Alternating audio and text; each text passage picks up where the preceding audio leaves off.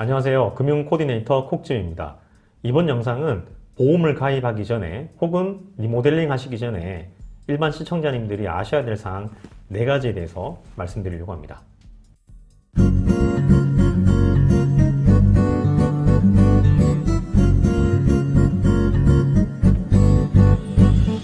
여러분들이 보험 가입에 대한 이야기를 물어보십니다. 그때마다 제가 제일 첫 번째로 던지는 질문이 뭐냐면 기존에 가입되어 있는 보험에 대해서는 정확하게 알고 계시느냐를 꼭 물어봅니다. 이 이유는 뭐냐면 기존에 가입되는 보험 중에 반드시 중심보험이 있으실 거예요. 여기서 말하는 중심보험이란 뭐냐면 허물지 않고 들고 가야 될 보험인 거죠. 가지고 계신 보험들을 다 점검해 봤는데 다 문제가 있다 이러면 보통 다 깨고 새롭게 가입하셔야 되겠습니다만, 대부분의 분들이 보험을 가입하신 걸 열어보면 한두 개 정도 혹은 두세 개 정도의 중심보험들은 손댈 필요 없이 가져가야 됩니다. 그리고 손을 댄다 하더라도 이 보험들을 해지하는 게 아니라 일정 부분 담보들만 삭제하는, 전문용어로 이제 배설하고 이야기하는데요. 조금만 손을 대어서 이 부분만 정리하면 이 보험은 굉장히 좋은 보험이 될 수 있는 그런 가능성이 있는 상품들이 있거든요. 그래서 기존에 가입되어 있는 보험을 반드시 점검할 필요가 있습니다. 점검의 목적은 내 중심보험이 있느냐 없느냐를 결정하기 위함이다. 이렇게 생각하시면 되겠고요. 두 번째로 여러분이 고려하셔야 될 것은 현재 재정 상태입니다. 보통 보험을 새롭게 가입하거나 추가하신다고 생각하셨을 때 그냥 가입한다고만 생각하시지 나의 여력에 대해서는 고민하지 않으신 분들이 많습니다. 그래서 실제로 비싼 보험료를 서너 번 혹은 대여섯 번 내고 해지를 하거나 취소시키는 일들이 의외로 많습니다. 그래서 보험을 추가로 가입하거나 새롭게 가입하신다고 생각하신다면 먼저 하셔야 될 것이 내가 가지고 있는 수입과 지출을 좀 구분을 해서 내가 조금 더 쓸 수 있는, 즉 보험이라는 것은 이제 고정비로 들어가는 부분이기 때문에 고정경비를 좀 더 잡을 수 있는 여력이 되느냐 안 되느냐를 한 번 더 생각해 보셔야 된다는 겁니다. 왜냐하면 보험은 비용 측면이 강하기 때문에 원금, 낫했던 원금을 돌려받을 수 있는 가능성 많지 않거든요. 그래서 비용을 절감하는 측면에서 검토를 하신다면 반드시 사전에 나의 재정 상태를 고려하셔서 이번에 추가하거나 혹은 새롭게 가입하는 보험을 내가 원하는 목적대로 끌고 갈 수 있는지에 대한 충분한 고민이 있으셔야 된다는 얘기를 드립니다. 세 번째로는요, 무엇을 보완할까에 대해서 소비자분, 이 영상을 보고 계신 시청자분 스스로 생각을 하셔야 됩니다.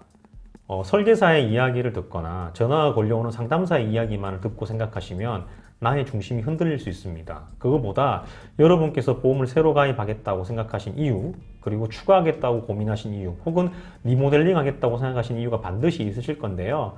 거기를 통해서 내가 무엇을 보완해야 될지를 먼저 좀 고민하셔야 됩니다. 암 진단을 보완해야 될 건지, 사망을 보완해야 될 건지, 수술비를 보완해야 될 건지, 입원비를 보완해야 될 건지 등등을 먼저 고민을 하셔야 됩니다.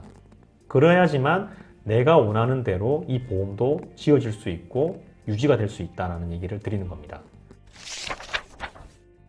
네 번째로는요, 면책과 감액 기간을 생각해야 됩니다.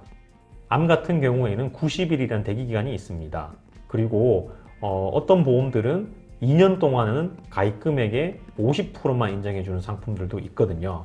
그래서 2년이 지나야지만 전체적인 것들을 인정해주는 상품들이 있습니다.